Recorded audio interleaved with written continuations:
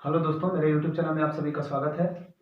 हम लोग दोस्तों इससे पहले हम लोग पढ़ लिए हैं अलंकार के बारे में। एक लेक्चर हम दे चुके हैं। अगर पार्ट 1 आप नहीं देखे हैं तो जाकर के मेरे चैनल पे आप देख सकते हैं पार्ट 1 वीडियो, जिसमें हम आप लोग को दोस्तों कुछ अलंकार के बारे में हम बात कर चुके हैं। उस प्रेक्षा अलंकार तक हम समझा चुके हैं।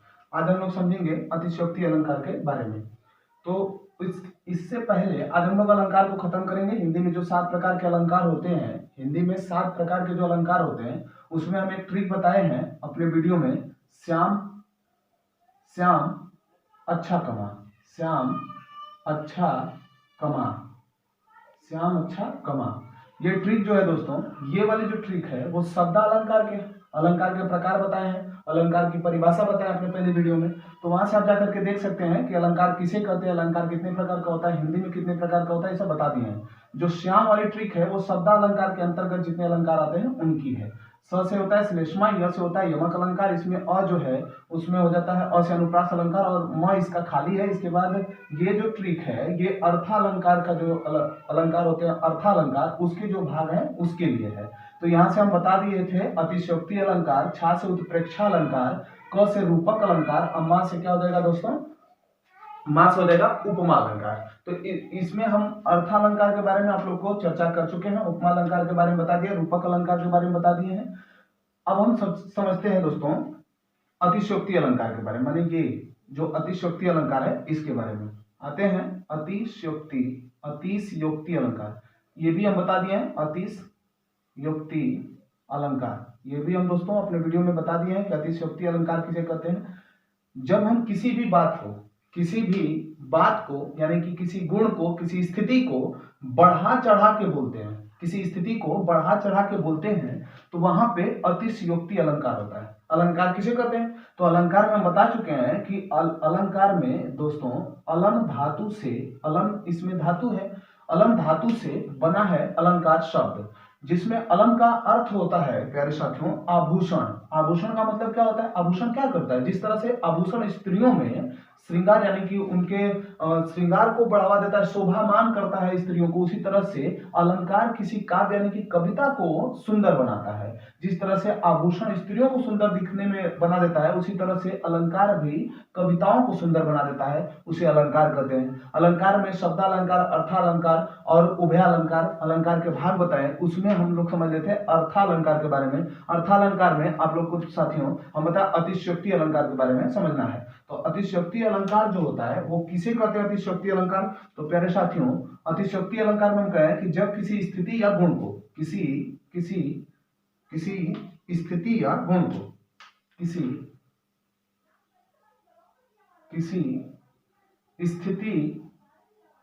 स्थिति या उसके गुण को, किसी स्थिति या उसके गुण को बढ़ा चढ़ा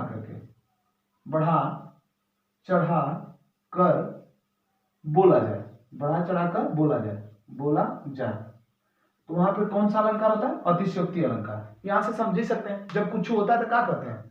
हद कर दिया तुमने तो अति कर दिया, माने एकदम बढ़ा चढ़ा दिया एकदम। तो इस तरह से आप याद कर सकते हैं कि एकदम अति कर दिया, हदे कर दिया तुमने। तो ये जो अति शब्द है इसका मतलब बढ़ा चढ़ा दिया, बात खत्म। तो यहां से याद कर सकते हैं अति से, हद कर दिया, अति कर दिया तुमने। तो माने किसी चीज को यदि हम अति कर रहे हैं, माने बढ़ा चढ़, उतना ना बढ़ाना चढ़ाना चाहिए कि सामने वाला जान जाए कि झूठ बोल रहा है। तो एकदम में आदमी बढ़ाई चढ़ा दे तो समझ जाइए कि क्या है? अतिशयोक्ति अलंकार। लेकिन जानते करते हैं कि जब तक हम कोई एग्जाम्पल ना पूछे तब तक हमारे दिल को संतुष्टि मिलती कहाँ है। तो उदाहरण भी समझना होता है। उदाहरण समझ लेते हैं प्यारे साथियों को। उदाहरण इसका क्या होगा? अतिशयोक्ति अलंकार। आगे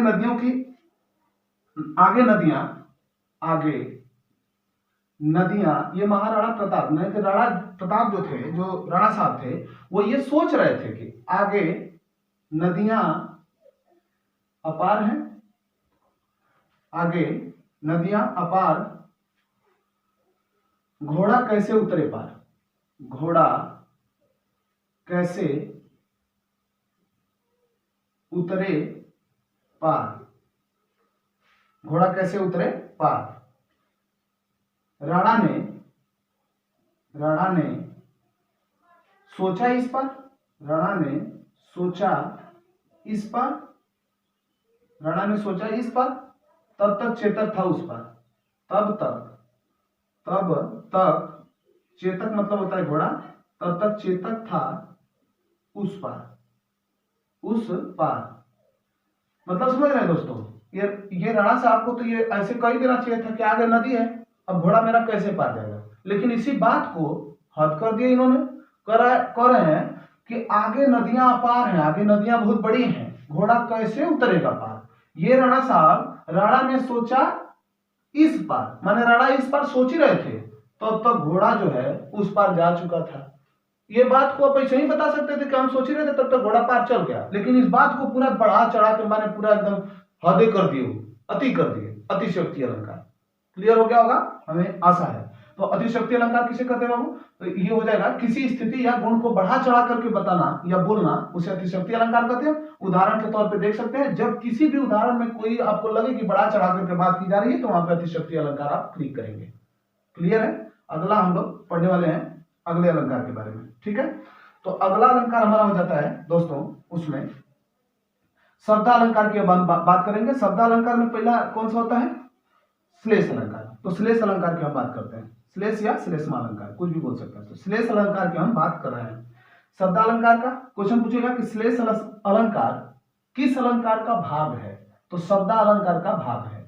क्लियर। अब श्लेष अलंकार कहते किसको है, इसके बारे में समझना है। देखिए, जब एक शब्द अनेक अर्थ दे, एक शब्द का अनेक अर्थ निकले, तो वहां पे श्लेष अलंकार होता है। जैसे रहीमन पानी राखिए, जैसे रहीमन पानी राखिए, रहीमन पानी राखिए, बिन पानी सब सुन, बिन पानी, रहीमन पानी राखिए बिन पानी सब सुन, बिन पानी सब सुन, रहीमन पानी राखिए बिन पानी सब सुन, पानी गए न उबरे, पानी गए न उबरे, न उबरे, पानी गए न उबरे, मोती मानुष चुन, मोती मानुष चुन।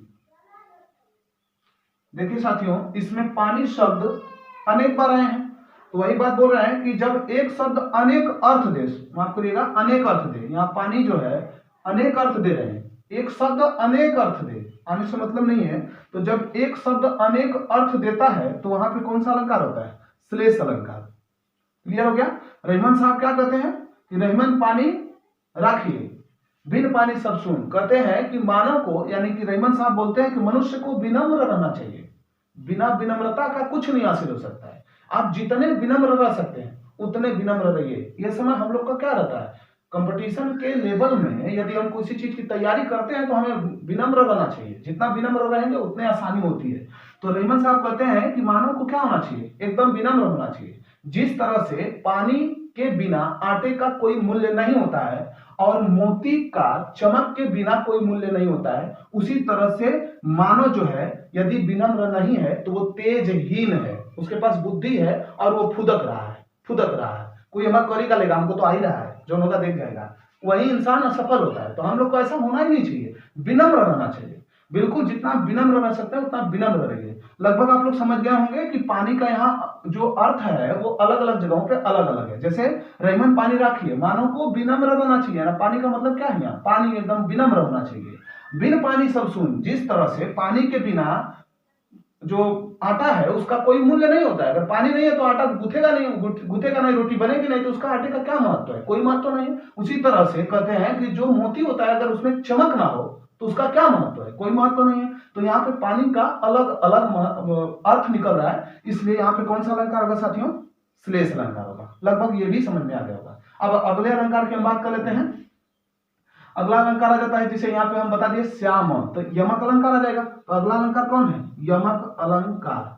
यमक अलंकार देखते हैं यमक अलंकार किसे कहते हैं साथियों। इसकी परिभाषा क्या हो जाएगी, जब एक शब्द अनेक अर्थ दे तो वहां श्लेष अलंकार होता है। उदाहरण याद कर लिए। अब हम समझते हैं यमक अलंकार के बारे में कि यमक अलंकार क्या होता है। तो यहाँ पे साथियों एक ही शब्द बार बार आए, यहाँ पे याद रखिएगा कि यहाँ क्या बार बार आ रहा है दोस्तों, शब्द। जब एक ही शब्द बार बार आए, एक ही शब्द बार बार आए, ठीक है, एक ही शब्द बार बार आए, परंतु उसका अर्थ जो है वो अलग अलग हो। यहाँ पुनरावृत्ति की बात की जा रही है कि जब एक ही शब्द बार बार आए परंतु उसका अर्थ अलग अलग निकले तो वहां पे यमक अलंकार होता है। आप लोग को बड़ा फेमस उदाहरण है कनक कनक ते 100 गुनी, याद ही होगा तो लिखने की जरूरत नहीं है। कनक कनक ते 100 गुनी मदकता अधिकार या खाए बोरा, जग खाए या जग पाए बोरा। इसका मतलब कनक जो शब्द है वो 2 बार आया है, कनक कनक कनक ते 100 गुनी, तो कनक कनक ते 100 गुनी। कनक, एक कनक का अर्थ क्या है? धतूरा से है, जहर से है, माने विषैले पदार्थ से है, और एक कनक का अर्थ सोना से है, धन से है। तो जब एक ही शब्द बार बार आए और उसका अर्थ अलग अलग हो तो वहां पे यमक अलंकार होता है। समझ में आ गया होगा। अब हम समझते हैं अगला अलंकार के बारे में। अगला अलंकार एक और है, अगला अलंकार हम यही पे समझा देते हैं। अगला अलंकार आ जाता है अनुप्रास अलंकार। कौन सा अलंकार साथियों? अनुप्रास अलंकार। अनुप्रास अलंकार, अलंकार, अनुप्रास अलंकार। देखते हैं अनुप्रास अलंकार किसे कहेंगे साथियों। यहां पे क्या बार बार आ रहा था? शब्द बार बार आ रहे थे। किसमें? यमक अलंकार में। और इसमें कौन सा चीज बार बार आने वाला है बाबू? वर्ण आएगा साथियों, वर्ण। जब कोई वर्ण बार बार आए तो वहां पे कौन सा अलंकार होगा? अनुप्रास अलंकार। ठीक, वर्ण बार बार आए अनुप्रास, शब्द बार बार आए यमक अलंकार। और श्लेष अलंकार किसे कहेंगे? जब कोई शब्द का अनेक अर्थ निकलता हो, एक ही शब्द का अनेक अर्थ निकलता हो, और जब शब्द पुनरावृत्ति करे, जब शब्द पुनरावृत्ति करे अनेक अर्थ निकले, यमक अलंकार। जब वर्ण पुनरावृत्ति करे, वर्ण क्या होता है? वर्णमाला में आप लोग सीखे होंगे, भाषा वर्ण विचार एक चैप्टर है, उसको भी हम लेके आएंगे तो उसमें समझाएंगे कि वर्ण क्या होते हैं। अभी अलंकार समझ लेते हैं। तो अनुप्रास अलंकार में हम देखते हैं एग्जाम्पल। एग्जाम्पल इसकी परिभाषा आप लोग को याद हो गई होगी कि जब एक ही वर्ण बार बार आए तो वहां पे अनुप्रास अलंकार होता है। देखते हैं इसका उदाहरण। तो साथियों उदाहरण क्या हो जाएगा? चारु चंद्र की चंचल किरणें, चारु चंद्र की चंचल किरणें, चंचल किरणें, चारु चंद्र की चंचल किरणें, चारु चंद्र की चंचल किरणें करती हैं, चारु चंद्र की चंचल किरणें खेल रही जल थल में, खेल रही जल थल में, थल में, चारु चंद्र की चंचल किरणें खेल रही जल थल में। तो यहां देख रहे हैं च च च, तो यहां पे पुनरावृत्ति हुआ है, एक वर्ण है च च, इस च वर्ण का पुनरावृत्ति हो रहा है। और जब एक ही वर्ण की बार बार पुनरावृत्ति हो तो वहां पे अनुप्रास अलंकार होता है। क्लियर हो गया अनुप्रास अलंकार। साथियों एक विशेष अलंकार है जिसकी हम चर्चा कर लेते हैं थोड़ा सा, मानवीकरण अलंकार। मानवीकरण अलंकार, मानवीकरण अलंकार। मानवीकरण अलंकार क्या होता है? मानवी मतलब मानव से है, और मानव को कौन नहीं जानता है। मानवीकरण मानव से है। अब मानवीकरण अलंकार किसे कहेंगे? जब किसी प्रकृति वस्तुओं में, जब किसी भी प्रकृति वस्तुओं में मानव की भावनाओं का जिक्र हो। मानव की भावनाओं का मतलब क्या है? उदाहरण से थोड़ा सा समझ लेते हैं। फूल हंसे कलियां मुस्कुराई, फूल फूल हंसे, फूल हंसे कलियां, फूल हंसे कलियां मुस्काई, फूल हंसे कलियां मुस्काई। तो जो फूल हंसे, एक बात बताइए, फूल क्या मानव है? नहीं, ये क्या है? प्रकृति वस्तु में है। फूल कोई प्रकृति वस्तु है, नेचुरलिटी मिला है। तो ये जो प्रकृति वस्तु है, क्या कभी ये हंस सकता है? हंसता कौन है? मानव। तो मानव की भावना है हंसना, लेकिन यहां हम दर्शा किसके साथ रहे हैं? किसी प्रकृति वस्तु के साथ दर्शा रहे हैं। फूल हंसे, जबकि फूल हंसता थोड़ा ना है। हंसता कौन है? मानव। तो ये मानव की भावना है, और इस मानव की भावना को किसी प्रकृति के साथ हम जोड़ रहे हैं। जब ऐसे उदाहरण मिले जिसमें प्रकृति के साथ मानव भावनाओं का जिक्र हो, वहां पे तुरंत क्लिक करिए मानवीकरण अलंकार को, एकदम सही रहेगा, कोई दिक्कत नहीं है। अब देखिए कलियां मुस्काई, कलियां देखते हैं, कभी कलियां मुस्काएंगी? कलियां तो प्राकृतिक वस्तु है, वो मुस्कुरा नहीं सकती। मुस्कुराता कौन है? समझदार है, कौन मुस्कुराता है? समझते ही है। तो मुस्कुराता कौन है? मानव लोग। हाँ, तो मानव लोग मुस्कुराते हैं, तो ये मुस्कुराना मानव की भावना है, और कलियों से प्राकृतिक किसी वस्तु से इसका जो है हम जोड़ रहे हैं, इसलिए यहां पे क्या हो जाएगा? मानवीकरण अलंकार। समझ में आया? एक और उदाहरण देख लेते हैं। सागर के उर पर, देख लेते हैं चलो, सागर के उर पर, सागर के उर पर नाच नाच करती हैं, नाच नाच करती हैं, सागर के ऊपर नाच नाच करती हैं लहरें मधुर गान, लहरें मधुर गान, मधुर गान। अब बताइए, सागर पानी से रिलेटिव प्राकृतिक है कि नहीं है? है। क्या सागर नाचेगा? नाचता कौन है? डांसर लोग, माने मानव लोग। अब नाचते जब मानव लोग हैं तो कह रहे हैं कि जो पानी है, ये जो पानी है इस तरह से लहरें उठती है इसकी, तो पानी जो है ये जो लहरें कर रही हैं, इस लहरों से इसको दर्शाया है कि ये नाच रहे हैं। तो ये नाचना मानव की भावना है और सागर प्रकृति वस्तु है। जब किसी प्रकृति वस्तु का मानव भावनाओं से रिलेटिव हो जाए तो वहां पे कौन सा अलंकार होता है साथियों? मानवीकरण अलंकार। समझ में आया? लहरें मधुर गान, क्या गाना गाएंगी? क्या लहरें? लहरें गाना गा सकते हैं। जो जो लहरें हैं ये कह रहा है कि लहरें गाना गाती। लहरें गाना थोड़ी गाती, गाना कौन गाता है? मानव गाते हैं। और लहरें क्या है? प्राकृतिक चीज है। और उससे जैसा ही रिलेटिव किया तुरंत कौन सा क्लिक करेंगे? मानवीकरण अलंकार। साथियों, हिंदी में जो अलंकार के 7 प्रकार होते हैं वो अब प्लस एक एक्स्ट्रा मानवीकरण अलंकार हमने अपने दोनों वीडियो में समाप्त कर दिया है। मेरे वीडियो देखने के बाद आपको, मुझे विश्वास है कि आप लोग को समझ में आया होगा। बहुत बहुत धन्यवाद मेरा वीडियो देखने के लिए।